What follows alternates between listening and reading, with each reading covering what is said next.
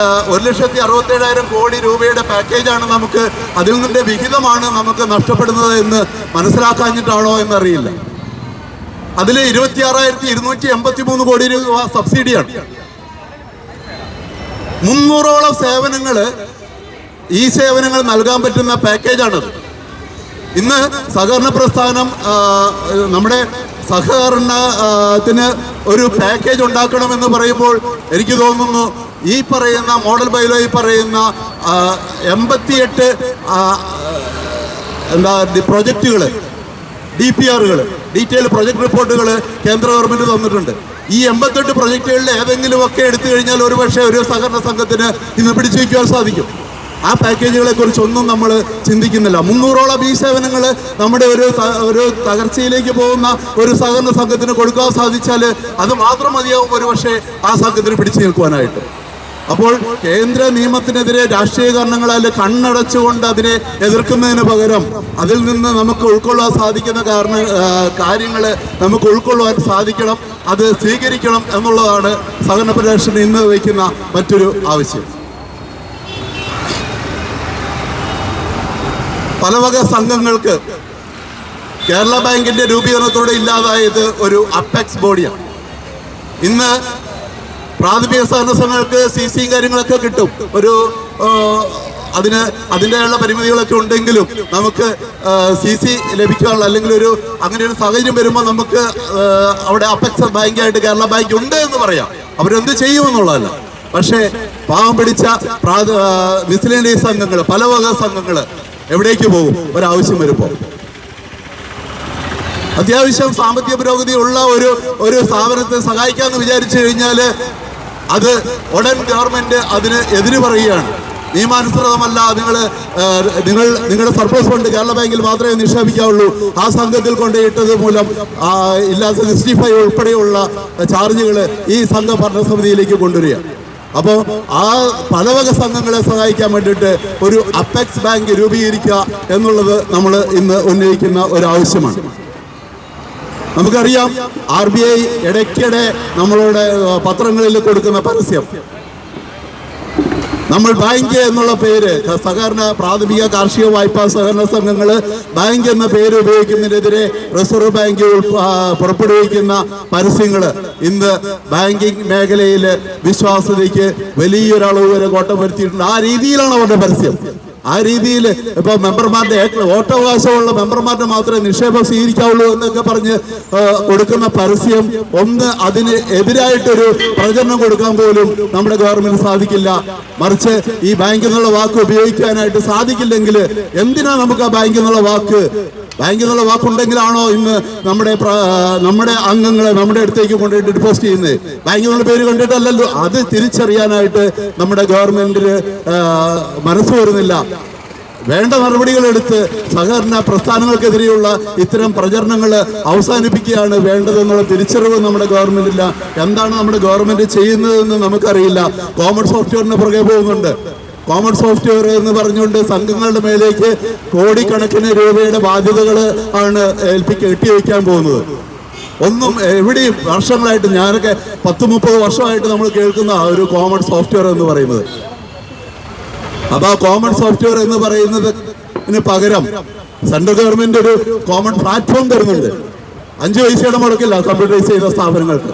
മാത്രമല്ല 50,000 രൂപ ഇങ്ങോട്ട് വരും കമ്പ്യൂട്ടറൈസ് സ്ഥാപനങ്ങൾക്ക് ഈ കോമൺ സോഫ്റ്റ്വെയർ പ്ലാറ്റ്ഫോമിലേക്ക് വരുന്നതായിട്ട്.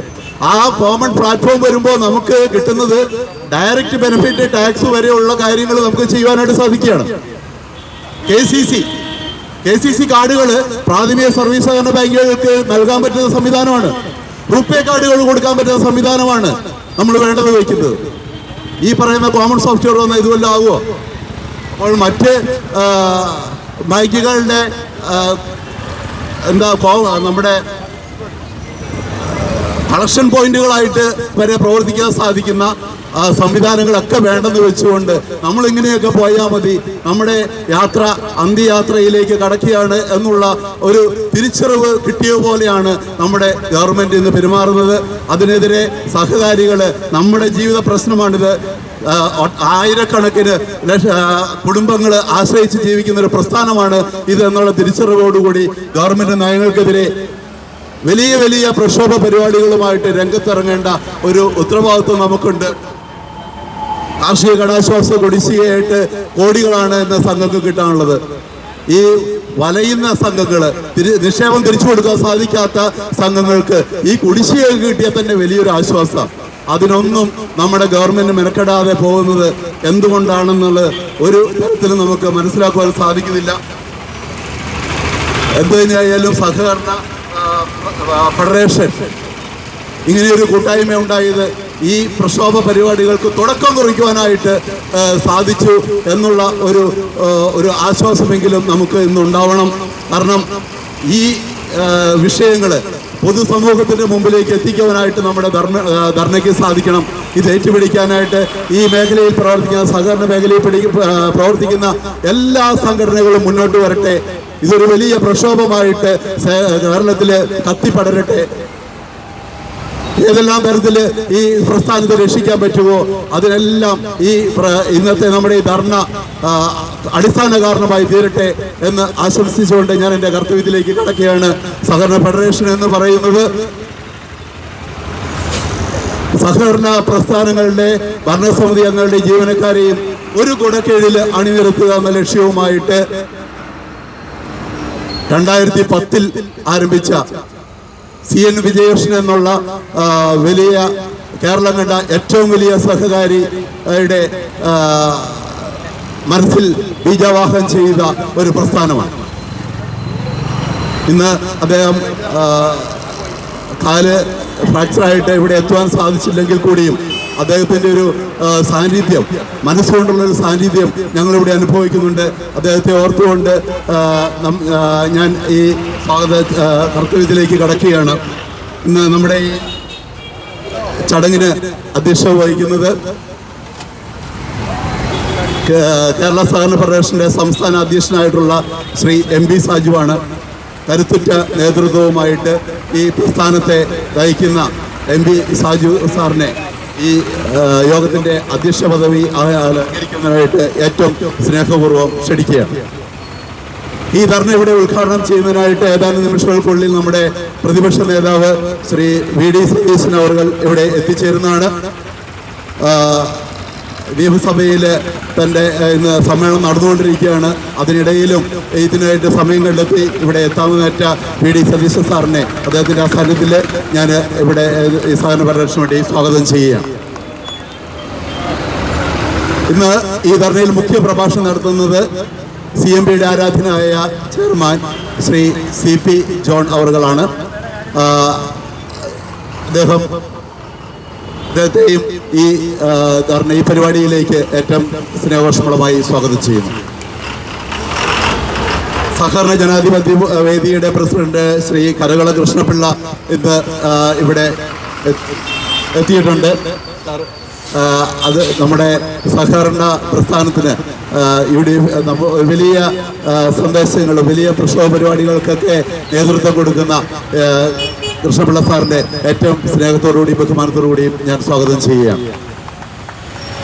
Shri C Ajeer, CK Raveendran, K Suresh Babu, A Nisar, K Kurian, Ashraf Manakkadavu, Vikas Chakravani, MR Manoj, Vasu Karayil, Uzhamarakal Babu, Thampi Chandran, Vinod KC Fraid, KC Balakrishnan തുടങ്ങി കേരള സഹകരണ ഫെഡറേഷൻ്റെ സമുന്നതരായ നേതാക്കൾ ഇന്ന് ഈ വേദിയിൽ എത്തിച്ചേർന്നിട്ടുണ്ട്.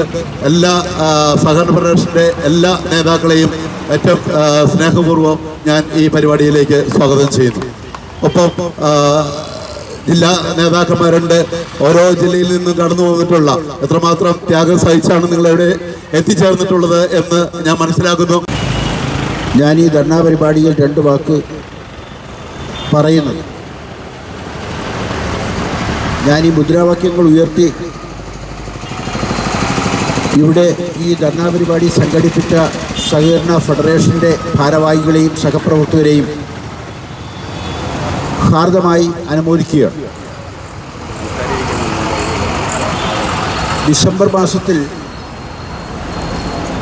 സഹകരണ ജനാധിപത്യ വേദിയുടെ ആഭിമുഖ്യത്തിൽ ഇവിടെ ഒരു വലിയ പ്രക്ഷോഭ പരിപാടി ഞങ്ങൾ സംഘടിപ്പിച്ചു. അതിൻ്റെ തുടർച്ചയായി ജില്ലാതലങ്ങളിൽ കേരളത്തിലെ 14 ജില്ലകളിലും സഹകരണ ജനാധിപത്യ വേദിയുടെ പേരിൽ പ്രക്ഷോഭ പരിപാടി സംഘടിപ്പിച്ച് അടുത്ത ഘട്ടമായി അത് താലൂക്ക് തലങ്ങളിൽ വരുന്ന ഈ മാസം അവസാനത്തോടു കൂടി നടത്താൻ തീരുമാനിച്ചിരിക്കുന്നു. ഞാൻ അനുമോദിക്കുന്നു, അഭിനന്ദിക്കുന്നു എന്ന് പറഞ്ഞത്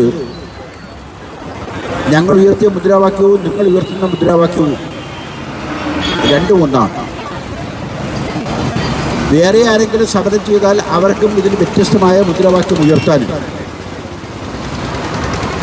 കേരളത്തിലെ സഹകരണ മേഖല കടുത്ത പ്രതിസന്ധിയിലാണ് എന്ന് ഞാൻ പറഞ്ഞാൽ അതിനകത്ത് ലേശവും രാഷ്ട്രീയം ആരും പറയുമെന്ന് എനിക്ക് തോന്നുന്നു. ആ കടുത്ത പ്രതിസന്ധിയെക്കുറിച്ച് ചർച്ച ചെയ്യാൻ ബഹുമാനപ്പെട്ട മുഖ്യമന്ത്രി ഈ മാസം 25-ാം തീയതി ഒരു യോഗം വിളിച്ചിരിക്കുന്നു. ബന്ധപ്പെട്ട ആളുകൾ ആരാണ് സാജു? ബന്ധപ്പെട്ട ആളുകൾ ആരാണെന്ന് അറിയില്ല. ഈ മാസം 25-ാം തീയതി ബഹുമാനപ്പെട്ട മുഖ്യമന്ത്രി കേരളത്തിലെ സഹകരണ മേഖല പ്രതിസന്ധി ചർച്ച ചെയ്യാൻ എന്ന് പരസ്യമായി സർക്കാർ സംബന്ധിച്ചുകൊണ്ടുള്ള യോഗം വിളിച്ചിരിക്കുകയാണ്. അത്ര കണ്ട് ഗുരുതരമായ പ്രതിസന്ധി കേരളത്തിലെ സഹകരണ മേഖല സംജാതമായി. ആ പ്രതിസന്ധിയുടെ ആക്കം കൂട്ടാൻ ഒരു മുഖ്യമന്ത്രിയും പറയാൻ പാടില്ലാത്ത ഒരു പ്രഖ്യാപനം അദ്ദേഹം ഇന്നലെ കേരള നിയമസഭയിൽ നടത്തി. കേൾക്കാൻ കൊള്ളാം, നമ്മുടെയും ഒരുപാട് ആളുകൾക്ക് ഇഷ്ടപ്പെടുന്നതാണ്. അദ്ദേഹം എന്താ പറഞ്ഞത്? 5 സെന്റും വീടുമുള്ള ആളുകളൊന്നും സഹകരണ സംഘങ്ങളിൽ നിന്നെടുത്ത് വായ്പ തിരിച്ചടയ്ക്കില്ല. അങ്ങനെ തിരിച്ചടയ്ക്കാത്ത ആളുകളുടെ വീട്ടിൽ ജപ്തി ചെയ്യാനും പാടില്ല. എന്തൊരു വലിയ വിവരക്കേടാണ്. തദ്ദേശ സ്വയംഭരണ സ്ഥാപനങ്ങളുടെ തെരഞ്ഞെടുപ്പ് വരുന്ന കാലഘട്ടത്തിൽ ആളുകൾക്ക് കേൾക്കാൻ കൊള്ളാവുന്നുള്ള മുദ്രാവാക്യം കേരള ബാങ്ക് മുതൽ പ്രാഥമിക സഹകരണ സ്ഥാപനങ്ങൾ വരെ ഹൗസിംഗ് വായ്പകൾ കൊടുത്തിരിക്കുന്നത് 5 സെന്റിലാണ്. ഈ 5 സെന്റിന് കൊടുത്ത വായ്പകളൊന്നും തിരിച്ചുവിടാക്കാൻ കഴിയില്ല, അത് അവിടെ ജപ്തി ചെയ്യരുതെന്നാണ് മുഖ്യമന്ത്രി പറഞ്ഞിരിക്കുന്നത്. അത് ഹൗസിംഗ് വായ്പകളെ സംബന്ധിച്ച്. മറ്റിതര വായ്പകൾ സഹകരണ സ്ഥാപനങ്ങൾ കൊടുത്തിരിക്കുന്നത് 5 സെന്റോ 6 സെന്റോ 10 സെന്റോ ഒക്കെ ഉള്ള ആളുകളാണ്. ആ വായ്പ എടുത്തിരിക്കുന്നതിൽ ബഹുഭൂരിപക്ഷം ആളുകൾ ഈ തിരുവനന്തപുരം പട്ടണത്തിൽ ശ്രീ MP സാജു,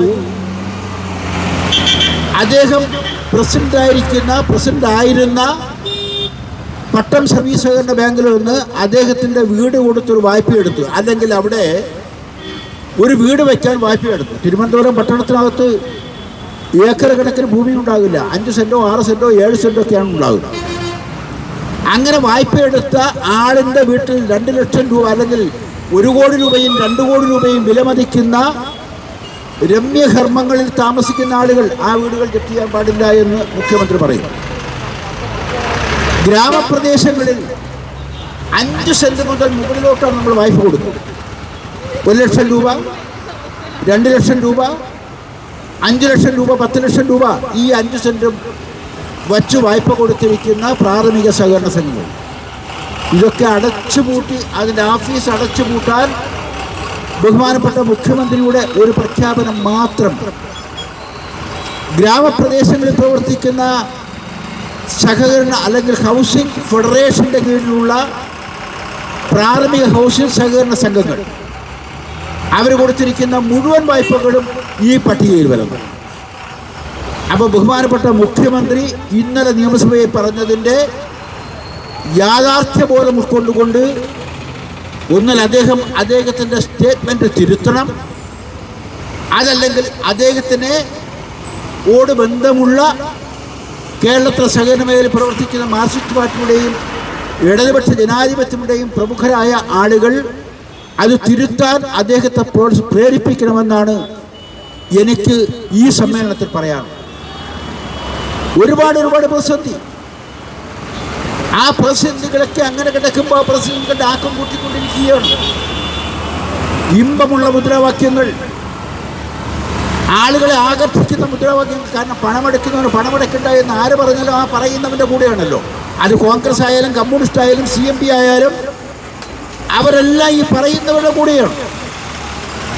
പണമെടുത്താൽ പണം കൊടുക്കണ്ട എന്ന് പറയുന്നത് സന്തോഷമുള്ള കാര്യമാണ്. പണം അടയ്ക്കാൻ പറയുന്നതിൽ മാത്രമേ ബുദ്ധിമുട്ടൂ.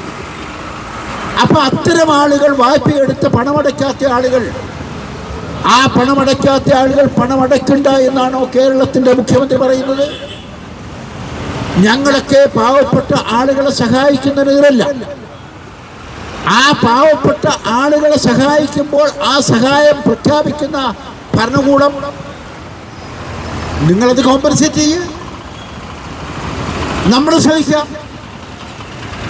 ഒരാള് 5 ലക്ഷം രൂപ വായ്പയെടുത്ത് ആ വായ്പ 8 ലക്ഷം രൂപ അല്ലെങ്കിൽ 10 ലക്ഷം രൂപ, മറ്റൊരു വരുമാനവുമില്ലാത്തവൻ, അവനാകെ ഈ 5 സെന്റ് സ്ഥലം മാത്രമേ ഉള്ളൂ. ആ 5 സെന്റ് സ്ഥലത്ത് നിന്ന് അവനെ ഇറക്കി വിടുന്നതിൽ ദുഃഖമുണ്ടെങ്കിൽ, പ്രയാസമുണ്ടെങ്കിൽ, സങ്കടമുണ്ടെങ്കിൽ അവരെ ഒഴിവാക്കാൻ, ആ ബാധ്യത ഒഴിവാക്കാൻ സംസ്ഥാന ഭരണകൂടത്തിന് എന്തു ചെയ്യാൻ കഴിയും? നിങ്ങൾ ചെയ്യുന്നതിന് ആനുപാതികമായി ഞങ്ങൾ ചെയ്യാം. അങ്ങനെ നമ്മളും സർക്കാരും കൂടി ഒരുമിച്ച് ആലോചിക്കേണ്ട, തീരുമാനിക്കേണ്ട ഒരു കാര്യം. ഇത് 2025 മാർച്ച് മാസമാകാൻ പോകുന്നു. ഫെബ്രുവരി പകുതിയായി. 1.5 മാസം കഴിയുമ്പോൾ കേരളത്തിലെ സഹകരണ സ്ഥാപനങ്ങളുടെ ആസ്തി ബാധ്യതയും കുടിശ്ശികയും ഒക്കെ തിട്ടപ്പെടുത്തുന്ന സാമ്പത്തിക വർഷം അവസാനിക്കുകയാണ്. ആ സാമ്പത്തിക വർഷ അവസാനത്തിന്റെ കണക്ക് വെച്ചാണ് കേരളത്തിൽ എത്ര സഹകരണ സ്ഥാപനങ്ങൾ ലാഭത്തിൽ പ്രവർത്തിക്കുന്നു, നഷ്ടത്തിൽ പ്രവർത്തിക്കുന്നു എന്നൊക്കെ കണക്കാക്കും. അതിൻ്റെ കൂടെ ഒറ്റത്തവണ തീർപ്പാക്കൽ പദ്ധതി വച്ചിട്ടുണ്ട്. വേണ്ട എന്ന് പറയുന്നില്ല. ആ ഒറ്റത്തവണ തീർപ്പാക്കൽ പദ്ധതി, അതിൻ്റെ ഫലമായി സഹകരണ സ്ഥാപനങ്ങൾ സഹിക്കേണ്ടി വരുന്ന ഭാരിച്ച നഷ്ടം, ഇതെല്ലാം നിലനിൽക്കുന്നു. ഇവിടെ നിങ്ങളുടെ മുദ്രാവാക്യത്തിൽ ഉയർത്തിയിട്ടുള്ളതുപോലെ കേരളത്തിലെ സഹകരണ സ്ഥാപനങ്ങൾ വായ്പയെടുത്ത് കാർഷിക കടാശ്വാസ കമ്മീഷനിൽ പോയി ഒരു പെറ്റീഷൻ കൊടുത്ത്, അത് മാർക്സിസ്റ്റ് പാർട്ടിയുടെ സഖാവാണ് ആ വായ്പ എടുത്തതെങ്കിൽ അവിടെ ഇരിക്കുന്ന മെമ്പറെ ഒന്ന് സ്വാധീനിച്ചാൽ അവൻ്റെ വായ്പ എഴുത്തള്ളു. ആ വായ്പ എഴുത്തള്ളിയാൽ അതൊക്കെ കാർഷിക കടാശ്വാസ കമ്മീഷൻ സഹകരണ സ്ഥാപനങ്ങളെ കോമ്പൻസേറ്റ് ചെയ്യുമെന്നാണ്. എത്രയോ വർഷമായി ഏതാണ്ട് 1000 കോടി രൂപയിലധികം കേരളത്തിലെ സഹകരണ സ്ഥാപനങ്ങളിൽ കാർഷിക കടാശ്വാസ കമ്മീഷൻ ഇതിനകം കൊടുക്കാനുണ്ട്. ഇപ്പോൾ ഒരു ചെറിയ സംഖ്യ, അതിൻ്റെ ഒരു ചെറിയ വിഹിതം കഴിഞ്ഞ മാസം സഹകരണ സ്ഥാപനങ്ങൾക്ക് കൊടുക്കാൻ സർക്കാർ തീരുമാനിച്ചു. എത്തിയിട്ടുണ്ടോ എന്ന് എനിക്കറിയില്ല. കടാശ്വാസ കമ്മീഷൻ തീരുമാനിച്ചു. അങ്ങനെയുള്ള ഒട്ടനവധിയായ വിഷയങ്ങൾ, ആ വിഷയങ്ങളൊക്കെ പരിഹരിക്കാൻ ബാധ്യതയുള്ള ഭരണകൂടം അതിനുവേണ്ടി ശ്രമിക്കുന്നില്ല. അവരെ ശ്രമിക്കാൻ, അതിനുവേണ്ടി പ്രേരിപ്പിക്കാൻ കഴിയുന്ന ഘടകങ്ങളൊന്നും ചലിക്കുന്നില്ല. ഇവിടെ പ്രാഥമിക സഹകരണ സ്ഥാപനങ്ങൾ അല്ലെങ്കിൽ പ്രൈമറി സർവീസ് കോപ്പറേറ്റീവ് ബാങ്കുകൾ, ആ സർവീസ് കോപ്പറേറ്റീവ് ബാങ്കുകൾ അവരുടെ സ്ഥാപനമുണ്ടല്ലോ. ശ്രീ ജോയി പ്രസിഡന്റ് ആയിരിക്കുന്ന എന്താണ് പ്രൈമറി കോപ്പറേറ്റീവ് സൊസൈറ്റീസ് അസോസിയേഷൻ, ഒരക്ഷരമുണ്ടെന്നില്ല. മാർക്സിസ്റ്റ് പാർട്ടിയോട് ആഭിമുഖ്യമുള്ള സർവീസ്, ഈ സഹകരണ മേഖലയിൽ പ്രവർത്തിക്കുന്ന സംഘടനകൾ ഒരക്ഷരം ഉരിയാടുന്നില്ല. ഈ അതിരൂക്ഷമായ പ്രതിസന്ധി അത് ആര് ഭരിച്ചാലും, ഇടതുപക്ഷം ഭരിച്ചാലും UDF ഭരിച്ചാലും അതിനുണ്ടാകുന്ന വീഴ്ചയും പോരായ്മയും തകർച്ചയും കേരളത്തിലെ സഹകരണ മേഖല ഒന്നായി അനുഭവിക്കുന്നതാണ്. അങ്ങനെ അനുഭവിച്ച് അവസാനം ഈ മേഖലയെ തച്ചുടയ്ക്കുന്ന നിലയ്ക്കുള്ള നടപടികളുമായാണ് സർക്കാർ മുമ്പോട്ട് പോകുന്നത്. അതിൽ നിന്ന് പിന്മാറണമെന്ന് ആവശ്യപ്പെട്ടുകൊണ്ടുള്ള നിരവധിയായ ഇതിനകത്ത് പറഞ്ഞിട്ടുള്ള ഒരുപാട് കാര്യങ്ങൾ. ഡെപ്പോസിറ്റ് ഗ്യാരണ്ടി സ്കീം, ഇപ്പോൾ ഡെപ്പോസിറ്റ് ഗ്യാരണ്ടി സ്കീം 10 പൈസ ഒരുത്തിന് കൊടുക്കുന്നില്ല. 10 പൈസ ഡെപ്പോസിറ്റ് ഗ്യാരണ്ടി സ്കീമിൽ ഒരുത്തിന് കൊടുക്കുന്നില്ല. ആ 10 പൈസ കൊടുക്കാതിരിക്കുമ്പോഴും ഒരു സംഘങ്ങൾ 25-50 ലക്ഷം CP ലോൺ വന്നു. ഞാൻ അവസാനിച്ചു. എനിക്ക് വേറെ ജോലിയുണ്ട്. ഞാൻ കോടതിയിൽ ഇന്നലെ പോയി കോടതി മാറ്റിവെച്ച കേസ് ഇന്ന് വീണ്ടും പോവുകയാണ്. ഈ സെക്രട്ടറിന് മുമ്പേ സമരം ചെയ്തത്. നമ്മൾ സമരം ചെയ്തതിന് 500 രൂപ വെച്ച് പിഴ അടച്ചാൽ 19 ആളുകളെ ആ പിഴ അടച്ചാൽ ഒഴിവായി കിട്ടുമെന്നാണ് പറയുന്നത്. അപ്പോൾ അതിന് 500 രൂപ വെച്ച് നമുക്ക് അടച്ചാൽ മതി. ഇത് 1600 രൂപ വെച്ച് അടയ്ക്കണമെന്നാണ് പറയുന്നത്. അതാരും അപ്പിയർ ചെയ്യുന്നത്. അതുകൊണ്ട് ഞാൻ സാജുവിനോട് നേരത്തെ പറഞ്ഞു, ഞാൻ 10:30 മണിക്ക് വരുമെന്ന് പറഞ്ഞു. ഇവിടെ ഉന്നയിച്ചിരിക്കുന്ന ആവശ്യങ്ങൾ ഞാൻ അവസാനത്തെ മുഖ്യമന്ത്രിയുടെ ഇന്നലത്തെ സ്റ്റേറ്റ്മെൻറ്റാണ് പറഞ്ഞത്. ഞാൻ മറ്റൊന്നും പറഞ്ഞില്ല. 5 സെൻറ്റും വീടുമുള്ള ആളുകളുടെ വീട്ടിൽ കയറാനും പാടില്ല, ജപ്തി ചെയ്യാനും പാടില്ല. നമുക്ക് തർക്കമില്ല. അവർക്ക് ഞാൻ ലോൺ കൊടുക്കില്ല. അതെ, ഞാനതാ പറഞ്ഞത്. ഹൗസിംഗ് ഫെഡറേഷൻ മുതൽ ഹൗസിംഗ് സഹകരണ സംഘമുള്ള മുഴുവൻ സ്ഥാപനങ്ങളും പോകും. 5 സെൻറ്റ് വെച്ച് നാട്ടിൻപുറങ്ങളിൽ വായ്പ എടുത്തിരിക്കുന്ന പാവം പിടിച്ച ആളുകൾ അത് നമ്മുടെ എഴുത്തണം. പക്ഷേ സർക്കാരും ചെയ്യും. അതിന് ഗവൺമെൻറ് ചെയ്യാൻ കഴിയും. ഭാര്യയ്ക്കും ഭർത്താവിനും ജോലിയുള്ള ആളുകൾ 5 സെൻറ്റ് വെച്ച് ഒരു സഹകരണ സ്ഥാപനത്തിൽ നിന്ന് 5 ലക്ഷം രൂപ വായ്പ എടുത്തിരിക്കുന്നു. അവരടയ്ക്കാനുള്ള മതിയായ വരുമാനമുണ്ടല്ലോ, അത് അടയ്ക്കണ്ട എന്നാണോ പറയുന്നത്? വീണ്ടും വിചാരമില്ലാത്ത തകർന്നുകൊണ്ടിരിക്കുന്ന സഹകരണ മേഖല വീണ്ടും തകർക്കാൻ വേണ്ടി ബഹുമാനപ്പെട്ട മുഖ്യമന്ത്രി ആരുടെ ഉപദേശം അനുസരിച്ചാണ് ഇന്നലെ പറഞ്ഞതെന്ന് എനിക്കറിഞ്ഞില്ല. ഞാൻ അതിനെക്കുറിച്ചാണ് പറഞ്ഞത്. അത് തിരുത്തണമെന്നാണ് ഞാൻ ഈ വേദിയിൽ ആവശ്യപ്പെടുന്നത്. ഇവിടെ നടക്കുന്ന നിങ്ങളെടുക്കുന്ന എല്ലാ സമരപരിപാടികളും അതിന് സഹകരണ ജനാധിപത്യ വേദിയുടെ എല്ലാ തരത്തിലുള്ള പിന്തുണയും ഇവിടെ ഈ നിങ്ങളെ സാക്ഷിയാക്കി പ്രഖ്യാപിച്ചുകൊണ്ട് ഈ സമരത്തിന് എല്ലാവിധമായ ഭാവങ്ങളും ആശംസിച്ചുകൊണ്ട് ഞാൻ എൻ്റെ വാക്കുകൾ ചുരുക്കുന്നു. നന്ദി, നമസ്കാരം. അടുത്തതായി ധർണയെ അഭിസംബോധന ചെയ്ത് സംസാരിക്കുന്നതിന് സഹകരണ ഫെഡറേഷൻ്റെ വൈസ് ചെയർമാനും കണ്ണൂർ സർവീസ് സഹകരണ ബാങ്കിൻ്റെ പ്രസിഡന്റും കൂടിയായ ശ്രീ CA അജീറിനെ ക്ഷണിക്കുക.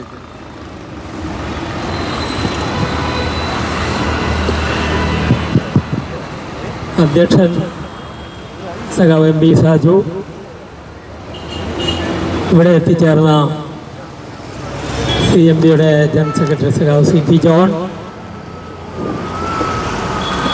ഈ പരിപാടിയിൽ പങ്കെടുക്കുന്ന കേരളത്തിലുടനീളമുള്ള സഹകരണ ഫെഡറേഷൻ്റെ നേതാക്കന്മാരെ, പ്രവർത്തകന്മാരെ, ഈ ധർണയിൽ ഏറ്റവും പ്രധാനമായി ഉയർത്തുന്നത്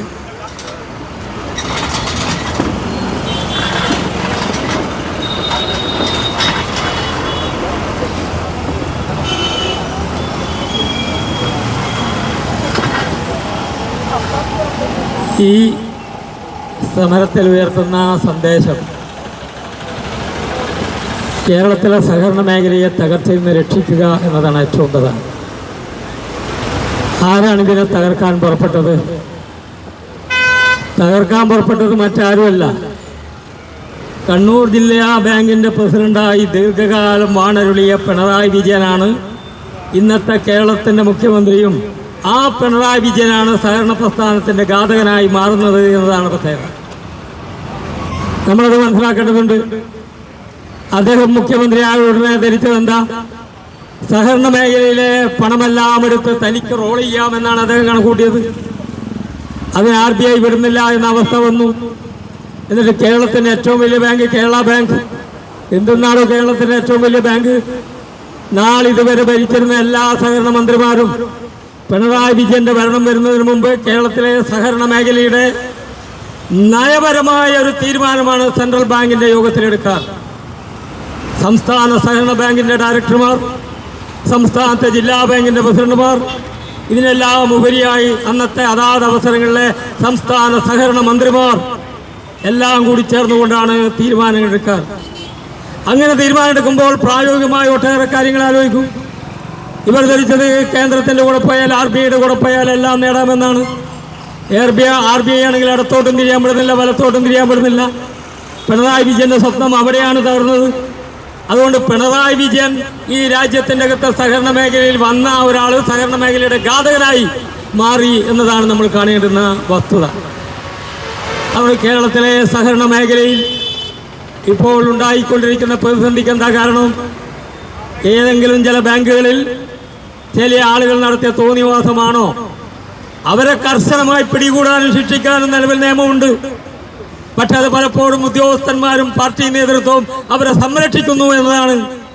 കേരളത്തിലെ മഹാഭൂരിപക്ഷം പ്രൈമറി ബാങ്കുകളും മഹാഭൂരിപക്ഷം വരുന്ന സഹകരണ സ്ഥാപനങ്ങളും കൈകാര്യം ചെയ്യുന്ന ഒരു പ്രസ്ഥാനമാണ് CPM എന്ന് കാണാൻ കഴിയും. ആ CPMന്റെ നേതൃത്വമാണ് ആപേക്ഷികമായി കണക്കൂട്ടിയാൽ ഈ സഹകരണ മേഖല തകർക്കുന്നതിൽ മുഖ്യ പങ്ക് വഹിക്കുന്നത് എന്ന് നമ്മൾ കാണണം. ഞങ്ങൾ അവരോട് ചോദിക്കുന്നു, നിങ്ങളുടെ പാർട്ടി എവിടത്തേക്ക് പോകുന്നു? സഹകരണ സ്ഥാപനത്തിലെ പണം എന്ന് പറയുന്നത് MBRന്റെ ഭാഷയിൽ പറഞ്ഞാൽ അത് ജനങ്ങളുടെ പണമാണ്. അവിടെ ഭരിക്കാൻ വിധിക്കപ്പെട്ടിട്ടുള്ള, അല്ലെ ഭരിക്കാൻ നിയോഗിക്കപ്പെട്ടിട്ടുള്ള ഭരണസമിതിയായാലും സത്യസന്ധമായി ആ സ്ഥാപനം നടത്താനുള്ള എക്സിക്യൂട്ടീവ് പവർ നിൽക്കുന്ന ഉദ്യോഗസ്ഥന്മാരും വളരെ സത്യസന്ധമായി ഈ സ്ഥാപനം നടത്തണമെന്നാണ് MBR ഞങ്ങളെയൊക്കെ പഠിപ്പിച്ചത്. എന്നാൽ ഇന്ന് CPM എന്താ? അവരുടെ പല ബാങ്കുകളിലും നടക്കുന്നത് എന്താ? ഏത് രീതിയിലാണ്? വാങ്ങിയാൽ കൊടുക്കേണ്ടതെന്നാണോ?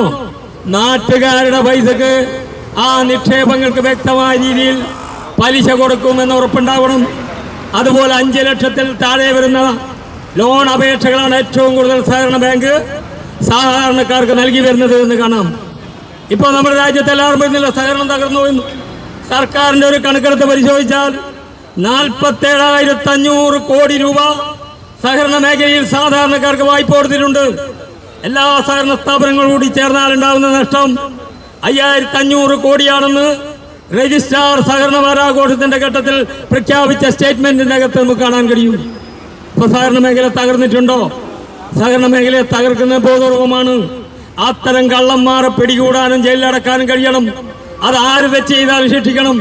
അതിനു പകരം സഹകരണ മേഖല ആകെ തകർന്നിരിക്കുന്നു എന്ന് പ്രചരിപ്പിക്കുന്നതിന്റെ പിന്നിൽ ഈ രാജ്യത്തിലെ ബ്ലേഡ് മാഫിയകൾ കൂടിയുണ്ട് എന്ന് നമ്മൾ ആലോചിച്ചോളണം. ന്യൂ ജനറേഷൻ ബാങ്കുകൾ അതിന്റെ പിന്നിലുണ്ട്. ഈ കേരളത്തിന്റെ അകത്ത് ലക്ഷക്കണക്കിന് കോടി രൂപ വരുന്നത് സാധാരണക്കാർക്കാണ് അതിന്റെ ആവശ്യങ്ങൾ ഉപകരിക്കപ്പെടുന്നത് എന്ന് കാണാൻ കഴിയും. ഈ സാധാരണക്കാരനെ തകർക്കാൻ ബ്ലേഡ് കമ്പനികൾ എന്താ? ഇഷ്ടം പോലെ പലിശ വാങ്ങല്ലേ. ഇനി RBI എന്താ ചെയ്യുന്നത്? RBI വേറെ ഭാഗത്ത് ചെയ്യുന്നുണ്ട്. നിധി ലിമിറ്റഡ് എന്ന് പറഞ്ഞ് കമ്പനി രൂപീകരിക്കുക.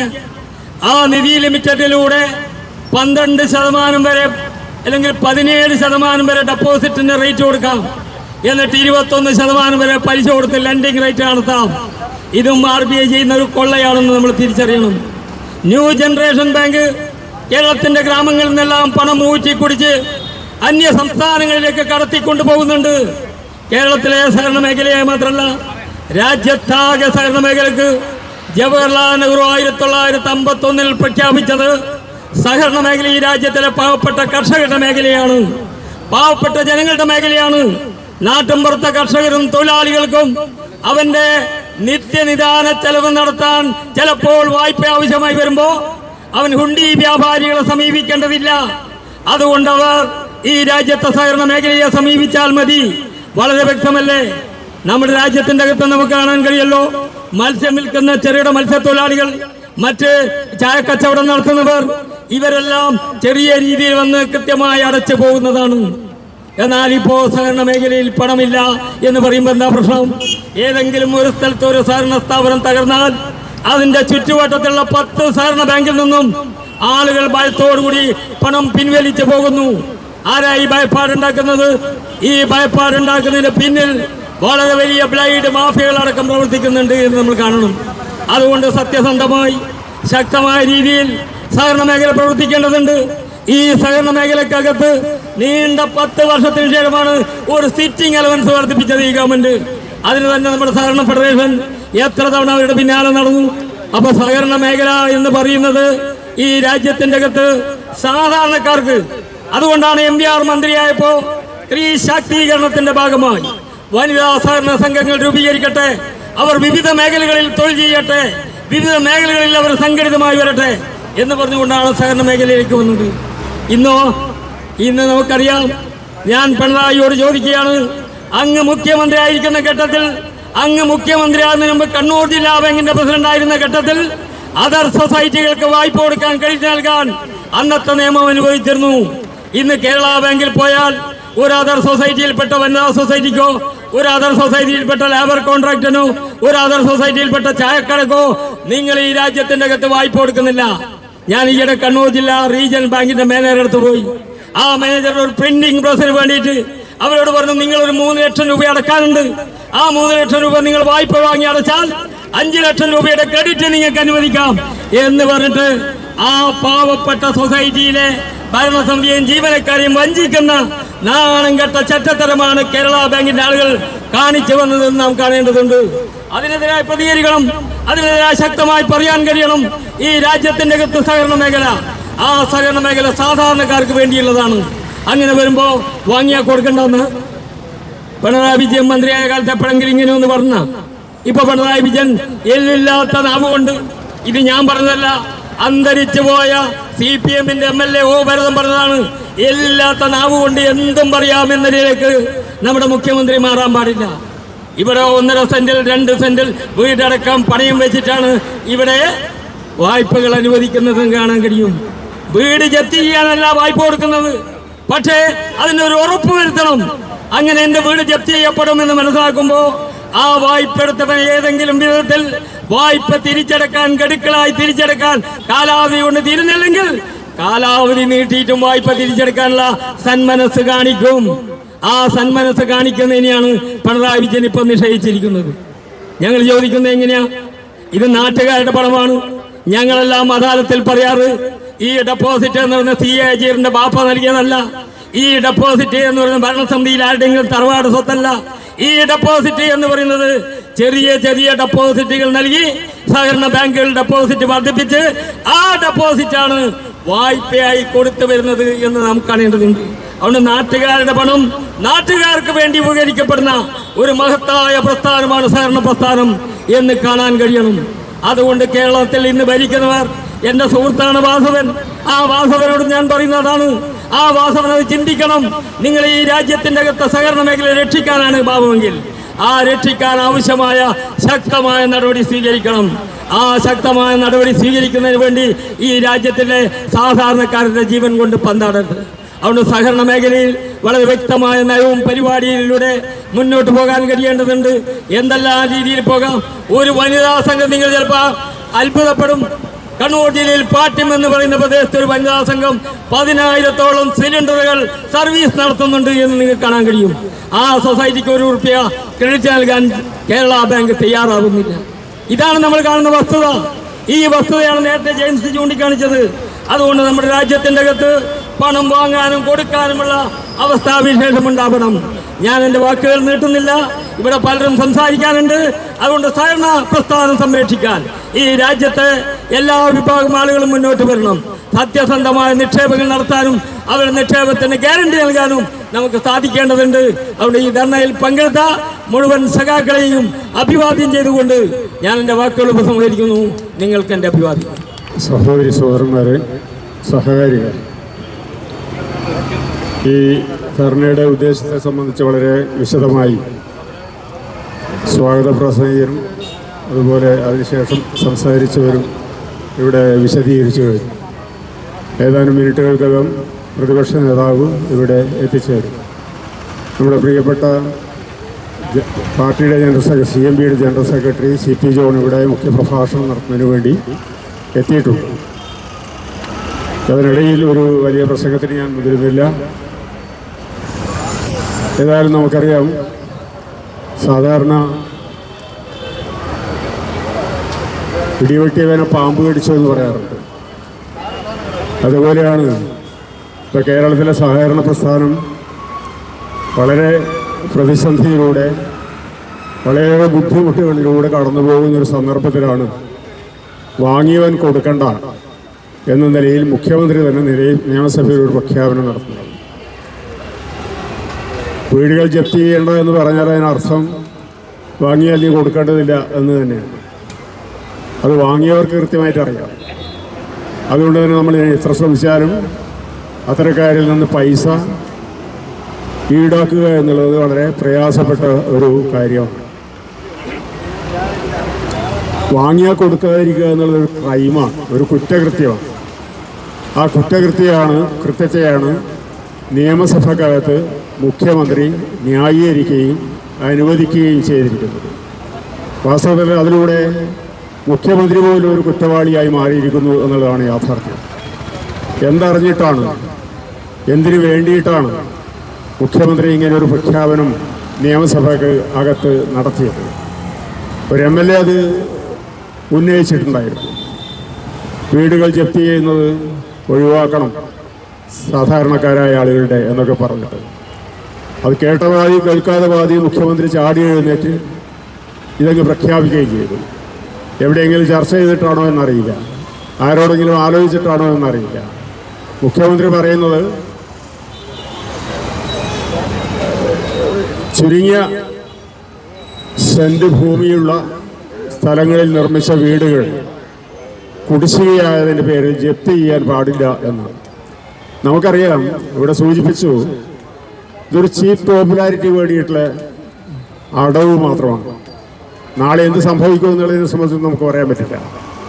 ഇതിപ്പോൾ വരാനിരിക്കുന്ന തെരഞ്ഞെടുപ്പ് തദ്ദേശ സ്ഥാപനങ്ങളിലേക്കുള്ള തെരഞ്ഞെടുപ്പ്. ഈ തെരഞ്ഞെടുപ്പിൽ ആയിരക്കണക്കിന് ആളുകൾ, 10,000-കണക്കിന് ആളുകൾ ഇങ്ങനെ ബാങ്കിൽ നിന്ന് വീട് വെക്കാൻ ലോൺ എടുത്ത് തിരിച്ചടക്കാതെ കുടിശ്ശികയായി കിടക്കുന്നതായിട്ട് നമുക്ക് കാണാൻ കഴിയും. അത്തരം ആളുകളെ തൃപ്തിപ്പെടുത്താൻ, സന്തോഷിപ്പിക്കാൻ അതിലൂടെ പഞ്ചായത്ത് തദ്ദേശ സ്വയംഭരണ സ്ഥാപനങ്ങളിലെ തെരഞ്ഞെടുപ്പിൽ തങ്ങൾക്ക് അനുകൂലമാക്കി ഈ സംസ്ഥാനത്തെ മഹാഭൂരിപക്ഷം തദ്ദേശ സ്ഥാപനങ്ങളും സ്വന്തമാക്കാം എന്ന ഒരു ഐഡിയ ആണോ ഇതിന് പിറകിൽ എന്ന് സംശയിച്ചാൽ തെറ്റില്ല.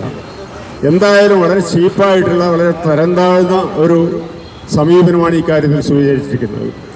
ആരാണ് ഈ സഹകരണ സ്ഥാപനങ്ങളിൽ നിക്ഷേപിക്കുന്നത്? ഒരു മൊണോപ്പൊളിസ്റ്റുമല്ല, ഒരു കോർപ്പറേറ്റുമല്ല, മറിച്ച് വിയർപ്പൊഴുക്കിയവൻ്റെതാണ് സഹകരണ സ്ഥാപനങ്ങളിൽ മൂലധനമായിട്ട് വരുന്നത്, നിക്ഷേപമായിട്ട് വരുന്നത്. അങ്ങനെ വിയർപ്പൊഴുക്കി നേടിയ പണം ബാങ്കുകളിൽ, സഹകരണ സ്ഥാപനങ്ങളിൽ നിക്ഷേപിച്ചാൽ അങ്ങനെ നിക്ഷേപിച്ചതിൽ നിന്ന് കൊടുക്കുന്ന വായ്പ, ആ വായ്പ കുടിശ്ശികയായാൽ അത് തിരിച്ചടക്കേണ്ടതില്ല എന്ന സന്ദേശമാണ് മുഖ്യമന്ത്രി നിയമസഭയിൽ നടത്തിയ പ്രഖ്യാപനത്തിലൂടെ, പ്രസ്താവനയിലൂടെ ജനങ്ങൾ മനസ്സിലാക്കുക. സ്വാഭാവികമായും വീടുകളിലേക്ക് ഇപ്പം തന്നെ 5-6 വർഷം കുടിശ്ശിക നിൽക്കുന്ന, കുടിശ്ശിക പിരിക്കാൻ വീടുകളിലേക്ക് ചെന്നാൽ ഉള്ള അവസ്ഥ നമുക്കറിയാം. അത് കേസായി കഴിഞ്ഞതിന് ശേഷം കോപ്പറേറ്റീവ് ഇൻസ്പെക്ടർമാർ ഉൾപ്പെടെ അവരുടെ വീടുകളിൽ പോയാൽ ആ വീടുകളിൽ ചെന്ന് ഇൻസ്പെക്ടർ തന്നെ പറയുന്നത് പലിശ ഒഴിവാക്കാം, പലിശ മാത്രമല്ല, പലിശ ഒഴിവാക്കാം നിങ്ങൾ പൂർണ്ണമായും അടക്കുന്നുണ്ടെങ്കിലാണ് എന്നാണ്. അപ്പോൾ 9%, 8.25% പലിശ കൊടുത്ത് വാങ്ങിയ നിക്ഷേപം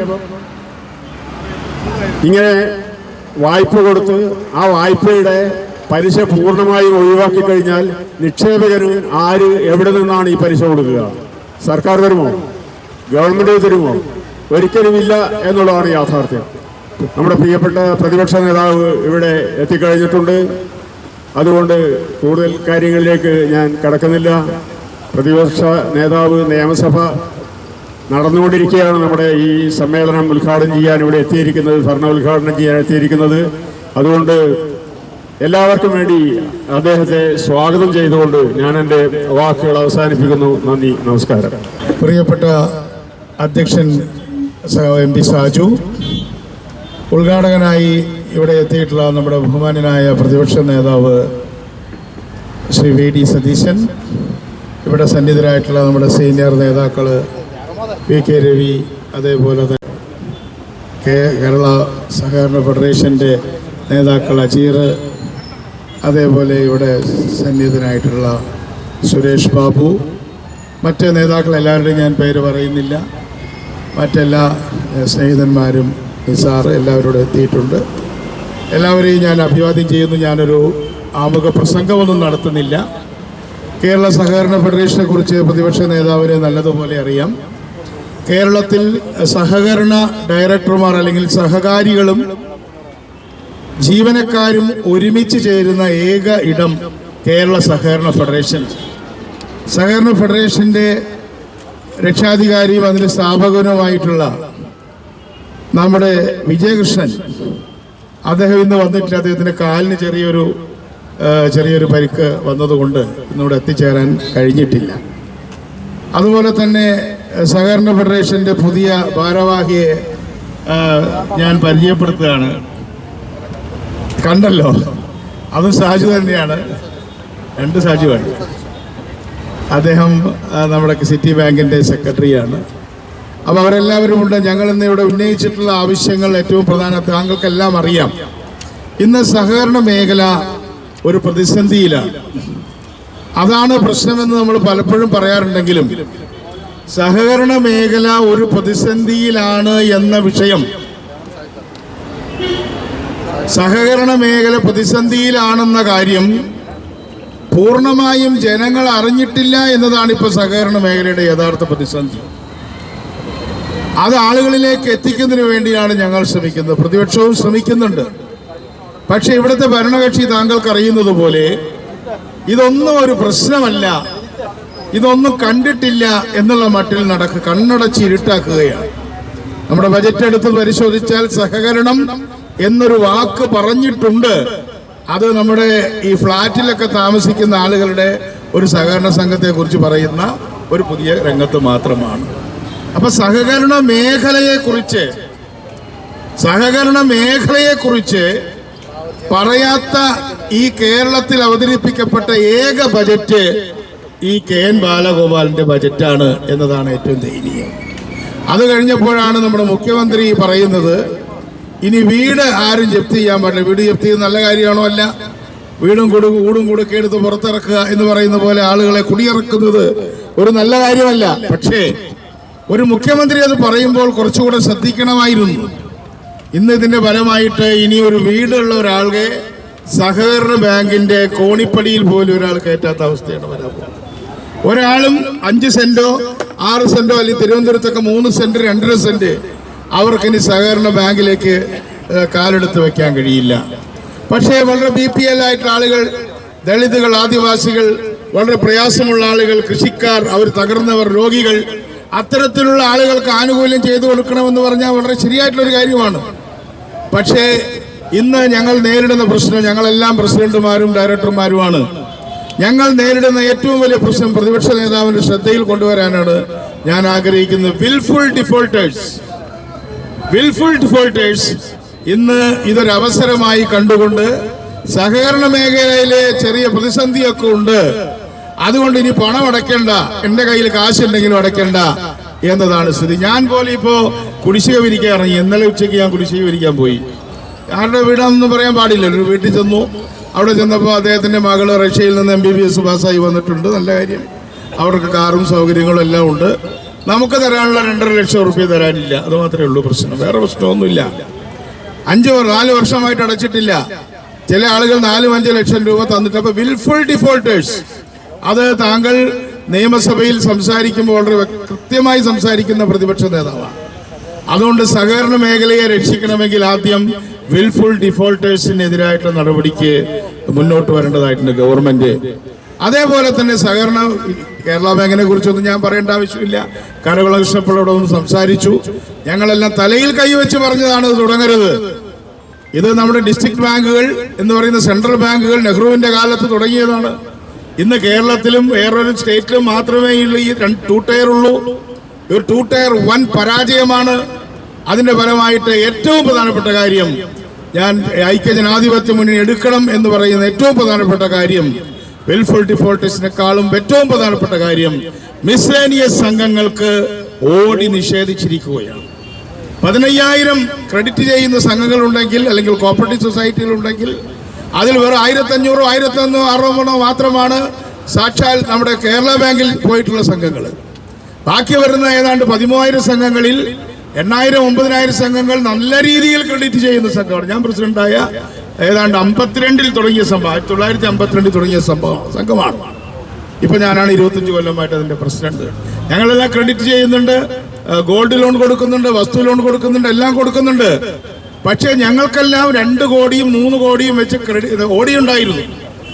ഇപ്പൊ ഞങ്ങളുടെ എല്ലാം പൈസ അവിടെയുണ്ട്, ഞങ്ങളുടെ ഷെയർ അവിടെയുണ്ട്, എല്ലാം ഉണ്ട്. പക്ഷെ ഓടിയില്ല. ഞാൻ മുഖ്യമന്ത്രിയെ കണ്ട് സംസാരിച്ചു. അതേ ഉടനെ തന്നെ കത്തൊക്കെ കൊടുത്തു. ഇല്ല എന്ന് ഞാൻ പറയുന്നില്ല. പക്ഷെ ഒന്നും സംഭവിച്ചില്ല. ഒരു പൈസ പോലും 10,000-ലധികം സംഘങ്ങൾക്ക് ഉണ്ടായിരുന്ന സംഘങ്ങൾക്ക് ഓടി കിട്ടുന്നില്ല. അതുകൊണ്ട് പ്രതിപക്ഷ നേതാവിനോട് ഞാനിത് പറയാൻ മാത്രമാണ് നിന്നത്. ഓടി പുനഃസ്ഥാപിക്കണം. അപ്പോൾ ഓടി പുനഃസ്ഥാപിക്കണമെങ്കിൽ അവിടെ കുടിശ്ശിക പാടില്ല, അവിടെ ലാഭം ഉണ്ടാവണം, അവിടെ കറണ്ട് ഇയർ ലാഭം ഉണ്ടായാൽ പോരാ, അക്യുമുലേറ്റഡ് പ്രോഫിറ്റ് ഉണ്ട്. ഇതൊന്നും നടക്കുന്ന കാര്യങ്ങളല്ല. അങ്ങനെ പിന്നെ ഓടി ആവശ്യമില്ലല്ലോ. ഒരു ഡോക്ടറെ കാണണമെങ്കിൽ അയാൾക്ക് രോഗം ഉണ്ടാകാൻ പാടില്ല എന്ന് പറയുന്ന മാതിരിയാണ്. ആശുപത്രിയിൽ കയറണമെങ്കിൽ അയാൾക്ക് യാതൊരു രോഗം ഉണ്ടാകാൻ പാടില്ല. പിന്നെ എന്തിനാ ഡോക്ടർ ആശുപത്രി കയറുന്നത്? നമുക്ക് പൈസയ്ക്ക് വേണ്ടി വരുന്നോണ്ടല്ലേ നമ്മൾ കയറുന്നത്. അതുകൊണ്ട് മുൻകാലങ്ങളിൽ ഓടി കൊടുത്ത സംഘങ്ങൾക്ക് ഓടി പുനഃസ്ഥാപിക്കാൻ വേണ്ടി ഐക്യജനാധിപത്യ മുന്നണി താങ്കളുടെ നേതൃത്വത്തിൽ ശക്തമായി പൊരുതണം എന്ന് മാത്രം പറഞ്ഞുകൊണ്ട് മറ്റു കാര്യങ്ങളൊന്നും ഇവിടെ പറയേണ്ട കാര്യങ്ങളില്ല. ഒരുപാട് പ്രശ്നങ്ങളിൽ ഉഴലുന്ന ഇവിടെ ഇരിക്കുന്ന ആളുകൾ രാവും പകലും സഹകരണ മേഖലയിൽ പ്രവർത്തിക്കുന്നവരാണ്. പല ജീവനക്കാരും അവരുടെ വളയും പണയം വെച്ച് അത് സംഘത്തിൽ ഡെപ്പോസിറ്റ് ചെയ്ത് ഡെപ്പോസിറ്റർമാർക്ക് പൈസ തിരിച്ചു കൊടുത്ത് എനിക്കറിയാം, അല്ലേ ബാബു? അതുകൊണ്ട് ജീവനക്കാരും എല്ലാവരും ഒറ്റക്കെട്ടായി നിൽക്കുന്ന ഈ സംഘത്തിൻ്റെ ഈ പരിപാടി ഉദ്ഘാടനം ചെയ്യാൻ എത്തിയ താങ്കളെ ഒരിക്കൽ കൂടി അഭിവാദ്യം ചെയ്യുന്നു. ഇതുപോലൊരു പരിപാടി നടത്തിയതിന് ഞാൻ ഇതിൻ്റെ നേതൃത്വത്തെ അഭിനന്ദിക്കുന്നു. എല്ലാ പാർട്ടിക്കാരും ഈ സംഘത്തിലുണ്ട്. ഇതൊരു ഏക പാർട്ടി ആയിട്ടുള്ള ഒരു ഫെഡറേഷൻ അല്ല, സഹകരണ ഫെഡറേഷൻ. എല്ലാവരെയും അഭിവാദ്യം ചെയ്തുകൊണ്ട് ഞാൻ ഒരിക്കൽ കൂടി പ്രതിപക്ഷ നേതാവിനെ അഭിവാദ്യം ചെയ്യുന്നു. എല്ലാവർക്കും നന്ദി. പ്രിയപ്പെട്ട അധ്യക്ഷൻ CMP സാജു, പ്രിയങ്കരനായ CCP John, CCA Ajeer, CVK Raveendran, മറ്റ് ഈ പരിപാടിയിൽ പങ്കെടുക്കുന്ന പ്രിയപ്പെട്ട സഹകാരികളെ, സുഹൃത്തുക്കളെ, കേരള സഹകരണ ഫെഡറേഷൻ്റെ നേതൃത്വത്തിൽ സർക്കാരിനോടും കേരള ബാങ്കിനോടും നമ്മുടെ സംഘങ്ങളുടെ ആവശ്യങ്ങൾ ഉന്നയിച്ചുകൊണ്ടുള്ള ഒരു ചാർട്ടർ ഓഫ് ഡിമാൻഡ്സ് വെച്ചുകൊണ്ടുള്ള ഒരു സമരമാണ് ഇന്നിവിടെ നടക്കുന്നത്. നമുക്കറിയാം, ഈ സി ജോൺ ഇവിടെ സൂചിപ്പിച്ചതുപോലെ കേരള ബാങ്ക് രൂപീകരിച്ചതോടുകൂടി നമ്മുടെ സംസ്ഥാനത്തെ ഈ 2 ടയർ സിസ്റ്റം പ്രാഥമിക സംഘങ്ങളെ ഗൗരവതരമായി ബാധിക്കാൻ തുടങ്ങി. മാത്രമല്ല, നേരത്തെ ജില്ലാ സഹകരണ ബാങ്കുകൾക്കും സംസ്ഥാന സഹകരണ ബാങ്കുകൾക്കും സ്വതന്ത്രമായി തീരുമാനമെടുക്കാൻ കഴിയുമായിരുന്നു. നമ്മുടെ കയ്യിലുണ്ടായിരുന്ന ഒരു അധികാരത്തെ റിസർവ് ബാങ്കിൻ്റെ കക്ഷത്തിൽ കൊണ്ടുപോയി വെച്ചിട്ടാണ് ഇപ്പോൾ എല്ലാവരും സംസാരിക്കുന്നത്. നമ്മളിത് മുന്നറിയിപ്പ് കൊടുത്തതാണ്. ഇത് അപകടമാണ്, ഇത് ചെയ്യരുത്, ഇത് സഹകരണ മേഖലയുടെ കൺസെപ്റ്റിനെതിരാണ്. ഇപ്പോൾ റിസർവ് ബാങ്കിൻ്റെ പൂർണ്ണമായ നിയന്ത്രണമാണ്. ഞാൻ പറയാറുണ്ട്, ഇപ്പോൾ കരുവന്നൂർ ബാങ്കിൽ വിഷയമുണ്ടായി. തൃശ്ശൂർ ജില്ലാ സഹകരണ ബാങ്ക് ഉണ്ടായിരുന്നെങ്കിൽ 24 മണിക്കൂറിനകം ആ പ്രശ്നം പരിഹരിക്കാമായിരുന്നു. ഇപ്പോൾ തൃശ്ശൂർ ജില്ലാ ബാങ്കും ഇല്ല, കേരള ബാങ്കിന് ഒന്നും ചെയ്യാനും പറ്റില്ല, ഒരു നടപടിയും സ്വീകരിക്കാൻ പറ്റില്ല. കേരള ബാങ്ക് റിസർവ് ബാങ്കിൻ്റെ പൂർണ്ണമായ നിയന്ത്രണത്തിൽ പോയി. അപ്പോൾ പിന്നെ സഹകരണം എന്നുള്ള കൺസെപ്റ്റ് പോയി. റിസർവ് ബാങ്കിൻ്റെ നിയന്ത്രണത്തിൽ വേറെ ദേശസാൽകൃത ബാങ്കുകളും ഷെഡ്യൂൾഡ് ബാങ്കുകളും എല്ലാം ഉണ്ട്. അപ്പോൾ പ്രാഥമിക സംഘങ്ങളെല്ലാം വലിയ വെല്ലുവിളികൾ നേരിടുന്ന ഒരു കാലഘട്ടത്തിലൂടെയാണ് നമ്മൾ പോകുന്നത്. ഇപ്പോൾ തന്നെ കേരള ബാങ്ക് ഈ നിക്ഷേപത്തിൻ്റെ പലിശ അത് വലിയ രീതിയിൽ വർദ്ധിപ്പിച്ചിരിക്കുന്നു. അത് വലിയ ബുദ്ധിമുട്ടാണ് പ്രാഥമിക സംഘങ്ങൾക്ക് ഉണ്ടാകുന്നത്. അതുപോലെ തന്നെ കേരള ബാങ്ക് വ്യക്തിഗത നിക്ഷേപം സ്വീകരിക്കാൻ വേണ്ടി എടുത്തിരിക്കുന്ന തീരുമാനം, ഈ 2 തീരുമാനങ്ങളും ഇതിന് മുൻപുണ്ടായിരുന്നത് പോലെ പ്രാഥമിക സംഘങ്ങളെ നിലനിർത്തുന്നതിന് ഉള്ള തടസ്സമാണ് ഇത് രണ്ടും ഉണ്ടാക്കുന്നത്. നമുക്ക് എല്ലാവർക്കും അറിയാം, പല കാര്യത്തിലും ഇപ്പോൾ ജോണിവിടെ പറഞ്ഞു, മിസലേനിയസ് സംഘങ്ങൾക്ക് ഓടി അത് നിർത്തലാക്കിയത്, അത് പുനഃസ്ഥാപിക്കണം. ഇതെല്ലാം ഉണ്ടായിരുന്നൊരു സിസ്റ്റമാണ്. ഈ മിസലേനിയസ് സംഘങ്ങളെ ദുർബലപ്പെടുത്തിയത് കൊണ്ട് എന്ത് കാര്യമാണ് ഉണ്ടാകുന്നത്? ഇപ്പോൾ പല പ്രാഥമിക സംഘങ്ങളുടെയും ഡിവിഡൻഡ് അവിടെയുണ്ട്, അല്ലേ? മറ്റേ ഷെയർ ഉണ്ട് അവിടെ, ഷെയർ, അതിൻ്റെ ഡിവിഡൻഡ് കിട്ടുന്നില്ല, ഒരു തരത്തിലുള്ള ഡിവിഡൻഡ് കിട്ടുന്നില്ല. ഇനി ആവശ്യക്കാർക്ക് ചില സ്ഥലങ്ങളിൽ വലിയ സാമ്പത്തികമായ പ്രതിസന്ധിയുണ്ട്, നിക്ഷേപങ്ങളെല്ലാം പിൻവലിച്ച് അവർക്കെങ്കിലും അത് മടക്കി കൊടുക്കാനുള്ള സംവിധാനം വേണ്ടേ? ആർക്കും പ്രയോജനമില്ലാത്ത തരത്തിൽ ഈ ഷെയറിൻ്റെ ഡിവിഡൻഡും കിട്ടുന്നില്ല, ആ ഷെയർ മടക്കി കൊടുക്കുന്നില്ല. പല സംഘങ്ങൾക്കും ആ പണം കിട്ടിയാൽ ഇപ്പോൾ പിടിച്ചു നിൽക്കാം, ഇല്ലേ? വലിയ പ്രതിസന്ധി നിൽക്കുന്ന ഒരുപാട് സംഘങ്ങൾ നമ്മുടെ നാട്ടിലുണ്ട്. കാരണം ഈ കരുവന്നൂരും മറ്റു പ്രശ്നങ്ങളും എല്ലാം ഉണ്ടായ സമയത്ത് വൻതോതിലുള്ള നിക്ഷേപം പിൻവലിക്കൽ പല സ്ഥലത്തും ഉണ്ടായി. ഞങ്ങൾ അന്ന് പറഞ്ഞു, ഈ ജോണും ഞങ്ങൾ എല്ലാവരും ആലോചിച്ചിട്ടാണ് പറഞ്ഞത്, സാധാരണഗതിയിൽ ഒരു പ്രതിപക്ഷം ചെയ്യുന്ന രീതി അല്ല ഞങ്ങൾ അവലംബിച്ചത്. സാധാരണ രീതിയിൽ ഒരു പ്രതിപക്ഷം ചെയ്യുന്ന രീതി അവലംബിച്ചിരുന്നെങ്കിൽ കേരളത്തിലെ മുഴുവൻ സഹകരണ സ്ഥാപനങ്ങൾക്കും ഷട്ടറിടേണ്ടി വന്നേനെ. ഞങ്ങൾ ഉത്തരവാദിത്ത ബോധത്തോടു കൂടിയാണ്, കേരളത്തിലെ സഹകരണ പ്രസ്ഥാനം നിലനിൽക്കണം എന്നുള്ള ആവശ്യത്തോടു കൂടിയാണ് ഞങ്ങൾ ആ ഉത്തരവാദിത്വ ബോധത്തോടു കൂടിയുള്ള നിലപാടാണ് ഞങ്ങൾ എടുത്തത്. ഗവൺമെൻറ് എല്ലാ കാര്യങ്ങൾക്കും സഹകരിക്കണം എന്ന് പറയും ഒരു വശത്ത്, മറുവശത്ത് ഇപ്പോഴും സംഘങ്ങൾക്ക് 65 എൻക്വയറിയും 68 എൻക്വയറിയാണ്. ഇവിടെ ഒരു ഉത്തരവ്, ഒരു 65 എൻക്വയറിക്ക് ഒരു JR ഉത്തരവിട്ടാൽ ഉടൻ തന്നെ പാർട്ടിക്കാർ ആ ബാങ്കിലേക്ക് മാർച്ച് ചെയ്യാണ്. പിറ്റേ ദിവസം പത്രത്തിൽ വാർത്തയാണ് ബാങ്ക് വലിയ കുഴപ്പത്തിലായത്, അല്ലേ? അപ്പൊ ബാങ്കുകൾക്ക് വീണ്ടും ആളുകൾക്ക് വിഡ്രോ ചെയ്യാൻ വേണ്ടിയിട്ട് ആളുകളെ പ്രേരിപ്പിക്കുന്ന തരത്തിൽ ഈ ബാങ്കുകളെ, ഈ സംഘങ്ങളെ നിലനിർത്താൻ വേണ്ടിയിട്ടല്ല ഗവൺമെന്റ് ശ്രമിക്കുന്നത്. ഏറ്റവും വലിയ പ്രതിസന്ധി നേരിടുന്ന ഒരു കാലഘട്ടത്തിൽ ഈ സംഘങ്ങൾ സംരക്ഷിക്കേണ്ട ബാധ്യത സർക്കാരിനുണ്ട്. സർക്കാർ അപ്പോഴും രാഷ്ട്രീയമാണ്. ഇപ്പോൾ പത്തനംതിട്ട ജില്ലയിൽ മാത്രം UDFന്റെ കയ്യിലുണ്ടായിരുന്ന 21 ബാങ്കുകളാണ് ഗുണ്ടകളെയും പോലീസിനെയും വെച്ച് തിരിച്ചു പിടിച്ചത്. അവസാനം പറയാൻ പാടില്ലാത്തൊരു കാര്യം എനിക്ക് പറയേണ്ടി വന്നു തുമ്പമണിയിൽ വെച്ച്. ഞാൻ പറഞ്ഞു, ഇനി ഞങ്ങളുടെ സംഘങ്ങൾ പിടിച്ചെടുത്താൽ അവിടെയുള്ള ഞങ്ങളുമായി ബന്ധപ്പെട്ട നിക്ഷേപകർ നിക്ഷേപം പിൻവലിക്കുന്നു. ഞാൻ പറയുന്നതിന് മുമ്പ് എൻ്റെ ആളുകൾ കുറേ പേര് പിൻവലിച്ചു. ഈ പിടിച്ചെടുത്ത പല സംഘങ്ങളും പ്രവർത്തിക്കാൻ പറ്റുന്നില്ല. ഇപ്പൊ തിരുവല്ല ഈസ്റ്റ് കോഓപ്പറേറ്റീവ് ബാങ്കൊക്കെ പിടിച്ചെടുത്താണ്, ബലം പ്രയോഗിച്ച് നേതാക്കന്മാരെ വരെ മർദ്ദിച്ച് പിടിച്ചെടുത്താണ്. പക്ഷെ ആളുകൾ വിഡ്രോ ചെയ്തുകൊണ്ട് പോയി. അപ്പൊ നിൽക്കുന്നില്ല, സംഘങ്ങൾ നിൽക്കുന്നില്ല. അപ്പൊ ഇപ്പോഴും രാഷ്ട്രീയ അതിപ്രസരമാണ്. നമ്മുടെ കയ്യിലുള്ള സംഘങ്ങൾ പിടിച്ചെടുക്കാൻ ഏതെല്ലാം മാർഗങ്ങൾ അവലംബിക്കാൻ പറ്റും, അവിടെയെല്ലാം കുഴപ്പമുണ്ടാക്കാൻ പറ്റും. ഏതെങ്കിലും ലോക്കൽ കമ്മിറ്റിയിലുള്ള ആരെങ്കിലും എഴുതി കൊടുത്താൽ അപ്പൊ തന്നെ 65 എൻക്വയറിയാണ്. 65 എൻക്വയറി വന്ന് ഈ സംഘത്തിന്റെ മുമ്പിൽ ഒരു സമരവും കൂടി നടന്നു കഴിയുമ്പോഴേക്കും ആളുകൾ വീണ്ടും അതിന് ഒരു മോശാവസ്ഥയിലേക്ക് പോകും. ഇതാണ് സംസ്ഥാന വ്യാപകമായി നടക്കുന്നത്. അതുകൊണ്ടാണ് അവസാനം ഗവൺമെന്റുമായി സഹകരണ രംഗത്ത് സഹകരിക്കില്ല എന്നുള്ളൊരു നിലപാട് ഒരിക്കലും എടുക്കാത്ത നിലപാടാണ്. അത് എടുക്കേണ്ടി വന്നത് അതുകൊണ്ടാണ്.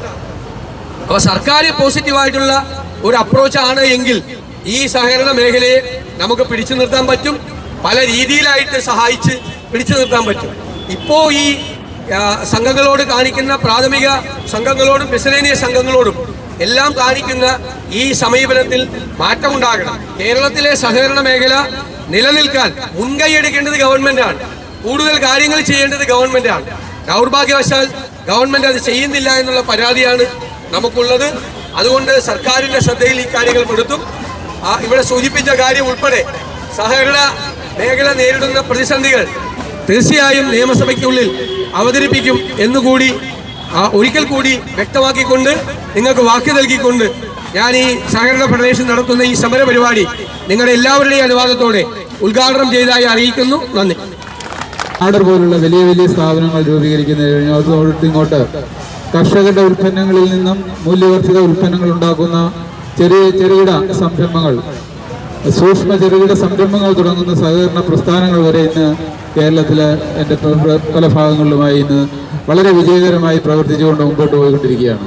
പക്ഷേ ഈ രണ്ട് പിണറായി ഗവൺമെൻറ് സർക്കാരുകൾ എടുത്ത നയവൈകല്യങ്ങൾ മൂലം ഏതാണ്ട് ഈ മേഖല ഇന്ന് ഏറ്റവും വലിയ തകർച്ചയിലേക്ക് നേരിട്ടുകൊണ്ടിരിക്കുകയാണ്. ഇന്ന് കാർഷിക മേഖല വലിയൊരു തകർച്ചയിലാണ്. അതുപോലെ കേരളത്തിലെ വ്യാപാര മേഖല ഒരു വലിയ തകർച്ചയിലാണ്. ഇതിൻ്റെ എല്ലാം ഒരു പിന്തുടർച്ച എന്ന രീതിയിൽ ഏതാണ്ട് ഇന്ന് സഹകരണ മേഖലയിൽ ഒരു വലിയ തകർച്ചയിലേക്ക് പോയിക്കൊണ്ടിരിക്കുകയാണ്. സഹകരണ മേഖലയിൽ നടന്നിരിക്കുന്ന വൻ കൊള്ളകളും അതിനെയൊന്നും നമുക്ക് ചെറുതായി കാണാൻ കഴിയില്ല. നാട്ടുകാരുടെ പണം എടുത്ത് ഏതെല്ലാം രീതിയിലാണ് ഉപയോഗിച്ചതെന്നും അതിൻ്റെ പേരിൽ എത്രയോ ആളുകൾ ആത്മഹത്യയിലേക്ക് പോകുന്ന ഒരു സാഹചര്യമൊക്കെ കഴിഞ്ഞ കാലങ്ങളിൽ ഉണ്ടായി എന്നത് നമുക്കറിയാവുന്നതാണ്. അതിൻ്റെ എല്ലാം ഒരു പിന്തുടർച്ച എന്ന രീതിയിലാണ് ഇപ്പോൾ സഹകരണ രംഗത്ത് വീണ്ടും ജനവിരുദ്ധ നയങ്ങളുമായിട്ട് ഈ ഗവൺമെൻറ് മുമ്പോട്ട് പോയിക്കൊണ്ടിരിക്കുകയാണ്. ഇവിടെ കുറച്ച് മുമ്പേ നമ്മുടെ കരകുളം കൃഷ്ണപിള്ള അടക്കമുള്ളവർ സംസാരിച്ചതുപോലെ വീട് ജപ്തി ചെയ്യാൻ പറ്റില്ല. വീട് ജപ്തി ചെയ്യണമെന്നോ അല്ലെങ്കിൽ സാധാരണക്കാരി ഒന്നും ഇറക്കി വിടണമെന്നോ ഒന്നും ഒരിക്കലും ഒരു സഹകാരിയും ഇല്ലെങ്കിൽ ഒരു സഹകരണ പ്രസ്ഥാനവും ഇന്നുവരെ ആവശ്യപ്പെട്ടിട്ടില്ല. നമുക്കറിയാം, ഈ നമ്മുടെ നാഷണലൈസ് ബാങ്കുകളും നിയോജൻ ബാങ്കുകളും എല്ലാം പക്ഷേ ഒരു 3 മാസമൊക്കെ കുടിശ്ശിയാകുമ്പോഴേക്കും അവർ ജപ്തി നടപടികളുമായിട്ട് പോകുമെങ്കിൽ 8-9 വർഷങ്ങൾക്ക് ശേഷം മാത്രമാണ് ഏതാണ്ട് നിക്ഷേപകർക്ക് തിരിച്ച് പണം കൊടുക്കാനില്ലാതെ വരികയും സംഘം ഭീമമായ നഷ്ടത്തിലേക്ക് പോവുകയൊക്കെ ചെയ്യുന്ന ഒരു സാഹചര്യത്തിൽ മാത്രമാണ് കേരളത്തിലെ സഹകരണ പ്രസ്ഥാനങ്ങൾ ജപ്തി നടപടികളിലേക്കൊക്കെ പോകുന്നത്. അങ്ങനെ പോകുമ്പോൾ അതിനുപോലും കൂച്ചുബലം ഇടുന്ന രീതിയിലുള്ള ചില നയങ്ങളുമായിട്ടാണ് ഈ ഗവൺമെൻറ് മുമ്പോട്ട് പോകുന്നത്. അതിനെല്ലാം എതിരായിട്ടുള്ള ഒരു സമര പ്രഖ്യാപനമാണ് കേരള സഹകരണ ഫെഡറേഷന്റെ നേതൃത്വത്തിൽ ഇവിടെ നടക്കുന്നത്. ഈ സമരത്തിൽ പങ്കെടുക്കുകയും ഈ സമരത്തിന് എല്ലാവിധ പിന്തുണയും നൽകി എല്ലാവരെയും ഒരിക്കൽ കൂടി അഭിനന്ദിച്ചുകൊണ്ട് നിർത്തുന്നു. നന്ദി, നമസ്കാരം.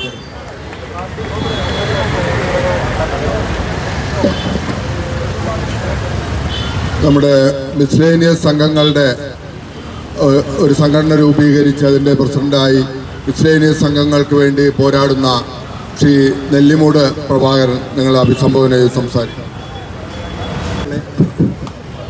ബഹുമാന്യനായ CP ജോൺ അവറുകളെ, മറ്റ് പ്രിയങ്കരായ നേതാക്കന്മാരെ, സുഹൃത്തുക്കളെ, സഹകരണ ഫെഡറേഷൻ കേരളത്തിലെ സഹകരണ പ്രസ്ഥാനത്തെ സംരക്ഷിക്കുന്നതിന് വേണ്ടി നടത്തിക്കൊണ്ടിരിക്കുന്ന പ്രക്ഷോഭങ്ങളുടെ ഭാഗമായി ഇന്നിവിടെ എത്തിച്ചേർന്ന എല്ലാ സഹാക്കളെയും മിസലേനിയസ് സംഘങ്ങളുടെ ഒരു പ്രതിനിധി എന്ന നിലയിൽ അഭിവാദ്യം ചെയ്യുകയാണ്. ഒരു 2.5-3 വർഷത്തിന് മുമ്പ് ഞാനിങ്ങനെ സഹകരണ ജീവനക്കാരുടെ ഒരു ധർണയെയോ അവരുടെ ഒരു സമ്മേളനത്തെയോ അഭിസംബോധന ചെയ്യും എന്ന് ഞാൻ കരുതിയിരുന്നില്ല. കാരണം അന്ന് എനിക്കൊരു പ്രശ്നവും ഉണ്ടായില്ല. അന്ന് കേരള ബാങ്ക് വന്ന് അതിൻ്റെ പ്രവർത്തനങ്ങൾ ആരംഭിക്കുന്നതേയുള്ളൂ.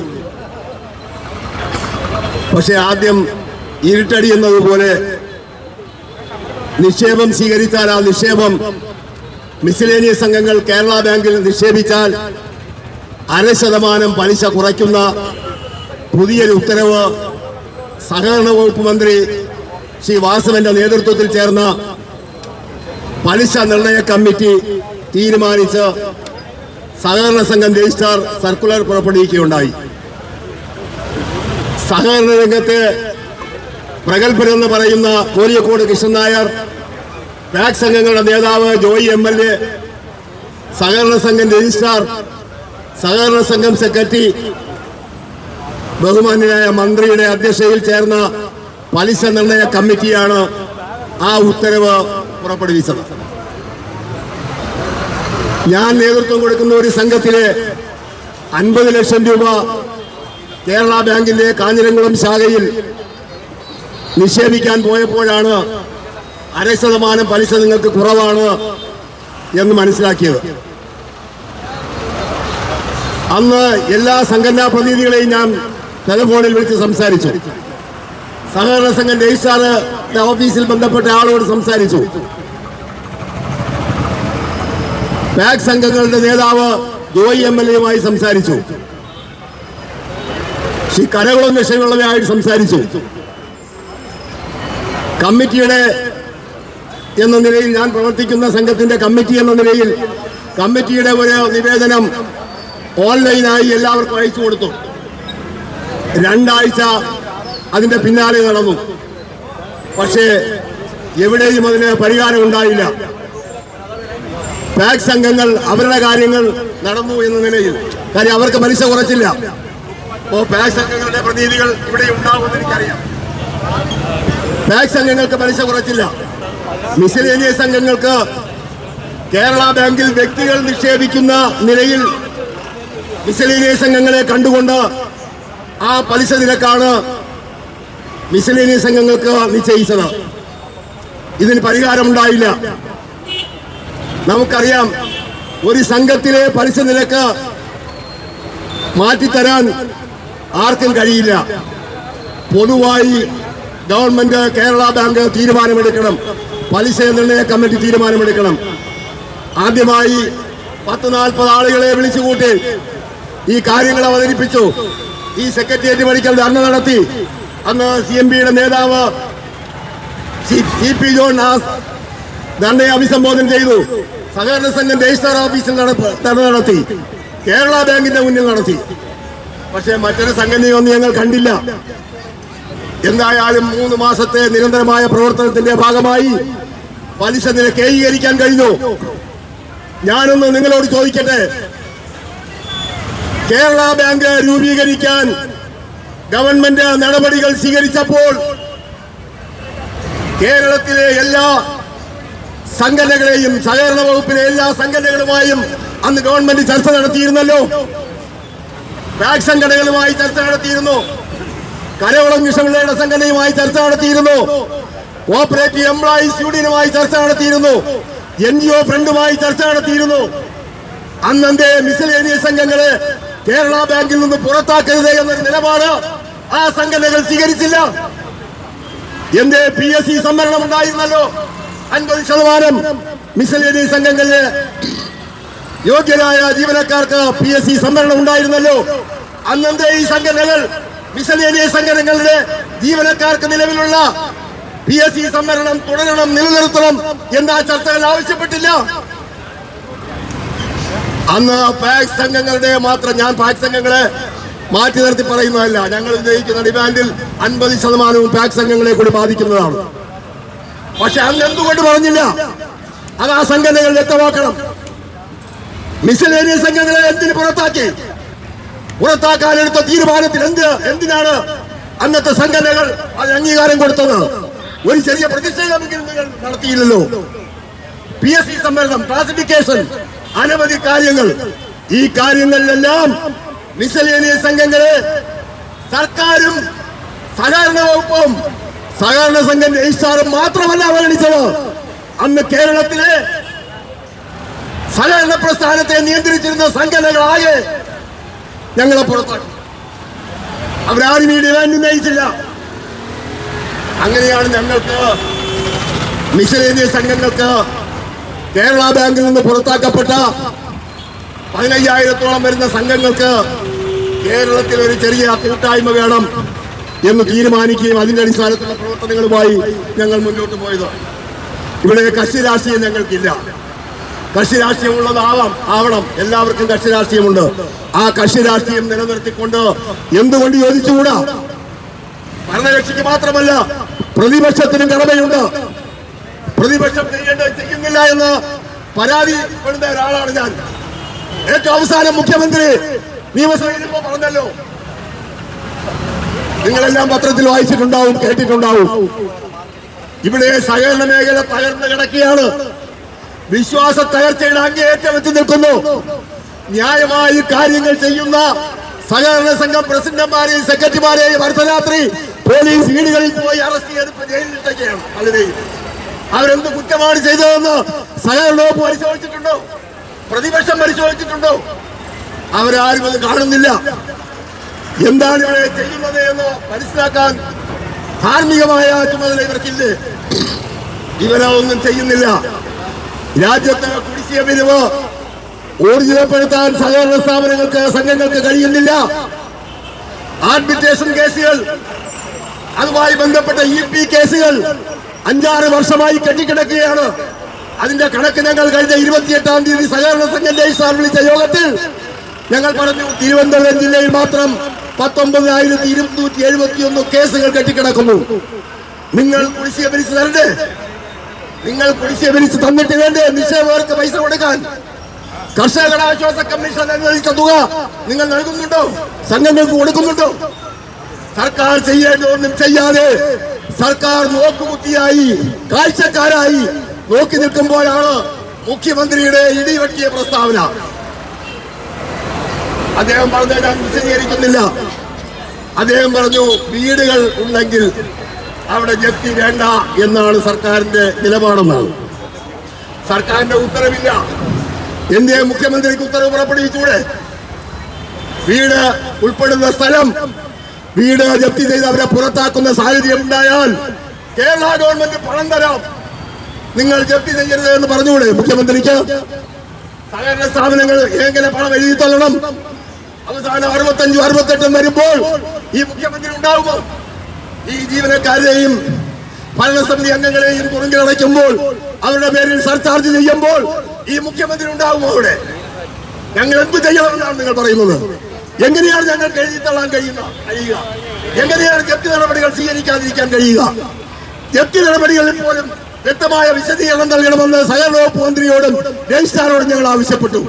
റവന്യൂ വകുപ്പ് കൈകാര്യം ചെയ്യുന്ന ജപ്തി നടപടികളിലാണ് ജപ്തി നിരോധന ബില്ല് അല്ലെങ്കിൽ ജപ്തിയിലുള്ള വ്യവസ്ഥകൾ മാറ്റിക്കൊണ്ട് നിയമം പാസാക്കിയത് നിയമസഭയിൽ.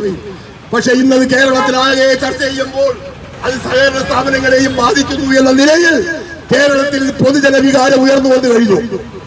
മുഖ്യമന്ത്രിയുടെ പ്രസ്താവന കൂടെ വന്നപ്പോൾ പരമാവധി എത്തി. പണമടക്കണ്ടെങ്കിൽ പണമടയ്ക്കാതെ എങ്ങനെയാണ് നിക്ഷേപം തിരിച്ചു കൊടുക്കാൻ കഴിയുക? നിക്ഷേപം തിരിച്ചു കൊടുക്കാത്തതിന് ചീറ്റിംഗ് കേസ് എടുക്കുന്ന ഗവൺമെന്റ് പോലീസ് നിയമാനുസൃതമായ എല്ലാ നടപടികളും സ്വീകരിച്ചുകൊണ്ട് വായ്പ കൊടുക്കുമ്പോൾ ആ വായ്പ കുടിശ്ശിക വരുത്തിയാൽ ആ വായ്പക്കാരനെതിരെ വിശ്വാസവഞ്ചനയ്ക്ക് കേസെടുക്കുന്നുണ്ടോ പോലീസ്? അതിന് സഹകരണ വകുപ്പ് നിർദ്ദേശം കൊടുക്കുന്നുണ്ടോ?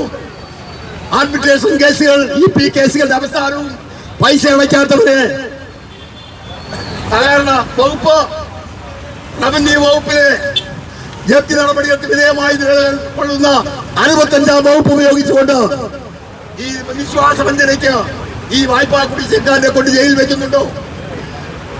അത് വയ്ക്കുന്നില്ല എന്ന് മാത്രമല്ല, സംഘം പ്രസിഡന്റുമാരെയും ജീവനക്കാരെയും ജയിലിലടക്കാനുള്ള മോഹമാണ് സർക്കാരിന്. അനവധി കാര്യങ്ങൾ സൂചിപ്പിക്കാനുണ്ട്. ആർബിട്രേഷൻ കേസുകൾ ശക്തമായ നടപടികൾ ഉണ്ടാവണം. കുടിശ്ശിക പിരിവ് ഊർജിതപ്പെടുത്തണം. മിസലേനിയസ് സംഘങ്ങളെ കേരള ബാങ്കിൽ ഉൾപ്പെടുത്താൻ ശ്രമിക്കണം. അങ്ങനെ ഉൾപ്പെടുത്താൻ കഴിയില്ലെങ്കിൽ ശ്രീറാം കമ്മിറ്റി ശുപാർശ ചെയ്ത പ്രത്യേക അപ്പക്സ് സംവിധാനം വേണം. എന്തെങ്കിലും രീതിയിലുള്ള അപ്പക്സ് പോരാ. കേരളത്തിൽ ഒരുപാട് അപ്പക്സുകൾ ഇപ്പോൾ പ്രവർത്തിക്കുന്നുണ്ട്. ആ അപ്പക്സുകൾ അവർക്ക് പോലും ഒരു ഗുണമില്ല. അവർക്കൊരു കാറോ കുറെ ടീ എടുക്കാനുള്ള വെള്ളാനകളായുള്ള അപ്പക്സ് കേരളത്തിൽ വേണം. നേരത്തെ ജില്ലാ സഹകരണ ബാങ്കിൽ നിന്ന് ലഭിച്ചുകൊണ്ടിരുന്ന ആനുകൂല്യങ്ങൾ, ലഭിച്ചുകൊണ്ടിരുന്ന എല്ലാ കാര്യങ്ങളും ഉൾപ്പെടെയുള്ള അങ്ങനെയുള്ള ഒരു സംവിധാനം ഈ കേരളത്തിൽ ഉണ്ടാവേണ്ടതായിട്ടുണ്ട്. അതിന് ശ്രീറാം കമ്മിറ്റിയുടെ ശുപാർശയുണ്ട്. മിസലേനിയസ് സംഘങ്ങളുടെ 500 കോടി രൂപ കേരള ബാങ്കിൽ കിടപ്പുണ്ട്. ആ 500 കോടി രൂപ പുതിയ സംവിധാനത്തിലേക്ക് മാറ്റാം. ഇനിയും ഒരു 1000 കോടി രൂപ മിസലേനിയസ് സംഘങ്ങൾ ഗവൺമെന്റ് കൊടുക്കാൻ തയ്യാറാണ്. ഗവൺമെന്റ് ഒരു 500 കോടി വെച്ച് നമുക്കൊരു 2500, 3000 കോടി വെച്ചുകൊണ്ട് ഒരു മിസലേനിയസ് ബാങ്ക് കേരളത്തിൽ ആരംഭിക്കാം. അവരെ നമുക്ക് റിസർവ് ബാങ്കിന് തീരണ്ട. അവരെ നമുക്ക് കേരളത്തിൽ നിലനിർത്താം. കേരള ഗവൺമെന്റ് കീഴിൽ നിലനിർത്താം. കേരള ബാങ്ക് നമ്മൾ കൊടുത്തു. കേരള ബാങ്ക് പോയി. ഗവൺമെന്റ് ഒന്നും ചെയ്യാൻ കഴിയുന്നില്ല എന്ന് ഏറ്റവും അവസാനം 18-11 നവംബർ മാസം 18-ാം തീയതി കേരള ബാങ്ക് പുറപ്പെടുവിച്ച പുതിയ പലിശ നിരക്കുള്ള മന്ത്രിക്ക് ഇടപെടാൻ കഴിയുന്നില്ല, മുഖ്യമന്ത്രിക്ക് ഇടപെടാൻ കഴിയുന്നില്ല. പലിശ നിർണയ കമ്മിറ്റി ഇന്നിപ്പോ എന്ത് ചെയ്യുന്നു? പലിശ നിർണയ കമ്മിറ്റിയോട് ആലോചിക്കാതെ കേരള ബാങ്ക് സ്വന്തം നിലയിൽ 18-ാം തീയതി പലിശ നിശ്ചയിച്ച ഉത്തരവ് പുറപ്പെടുവിച്ചു. ആ പലിശയിൽ പാക് സംഘങ്ങൾക്കും മിസലേനിയസ് സംഘങ്ങൾക്കും വ്യക്തികൾക്കുമെല്ലാം ഒരേ നിരക്കാണ്. പലിശ നിരക്ക് 8%, 8.4%, 8.75% കേരള ബാങ്ക് നൽകുന്നത് എല്ലാ സംഘങ്ങൾക്കും. ഇന്ത്യ പാക് സംഘങ്ങൾ അനങ്ങുന്നില്ല. പാക് സംഘങ്ങളെ സഹകരണ രംഗത്ത് നിൽക്കുന്ന സംഘടനകൾ എന്തുകൊണ്ട് ശബ്ദിക്കുന്നില്ല? ഇത്രയും അതിരൂക്ഷമായ ഒരു ഘട്ടം സഹകരണ രംഗത്തുണ്ടായിട്ടില്ല. എന്നിട്ടും ഇന്ത്യ യോജിക്കുന്നില്ല. അപ്പുറത്ത് നോക്കൂ, MLA-മാർക്ക് TADA കൂട്ടാൻ എല്ലാ MLA-മാരും കൈവക്കുന്നു. പാർലമെന്റിൽ ശമ്പളം കൂട്ടാൻ എല്ലാ MP-മാരും കൈകോർക്കുന്നു. ഇലക്ട്രിസിറ്റി ബോർഡിൽ ജീവനക്കാരുടെ അവകാശങ്ങൾ നേടിയെടുക്കാൻ അവിടെ രാഷ്ട്രീയം മാറ്റിവെച്ചുകൊണ്ട് യോജിക്കുന്നു. KSRTC യോജിക്കുന്നു. അധ്യാപക സർവീസ് സംഘടനാ മേഖലയിൽ യോജിക്കുന്നുണ്ട്. എല്ലാ മേഖലയിലും INTUC, AITUC, CITU ഭരണ പ്രതിപക്ഷമില്ലാതെ യോജിക്കുമ്പോൾ കേരളത്തിലെത്തി ഏതാനും സമയം സഹകരണ ജീവനക്കാർക്ക് ആ രാഷ്ട്രീയം മാറ്റിവെച്ചുകൊണ്ട് ഈ സെക്രട്ടേറിയറ്റ് പഠിക്കൽ എല്ലാവർക്കും ഉണ്ടി തൊട്ട മനസ്സായി വന്നുകൂടാ? ആരാണ് ഇതിന് തടസ്സം? നിങ്ങളുടെയും എന്റെയും സന്തുലിതമായ രാഷ്ട്രീയ മനസ്സാണ്. ആ രാഷ്ട്രീയ മനസ്സ് കേരളത്തിൽ എല്ലാവർക്കും ഉണ്ട്. പക്ഷേ ഇവിടെ പ്രവർത്തിക്കുന്ന മേഖലയിലെ പൊതുവായ അവകാശങ്ങൾ, ആവശ്യങ്ങൾ നേടിയെടുക്കാനുള്ള ധീരമായ പോരാട്ടത്തിന് ഒരു കുറച്ച് സമയം രാഷ്ട്രീയം മാറ്റിവെച്ച് യോജിപ്പിന്റെ ഭാഗത്തേക്ക് വരണം.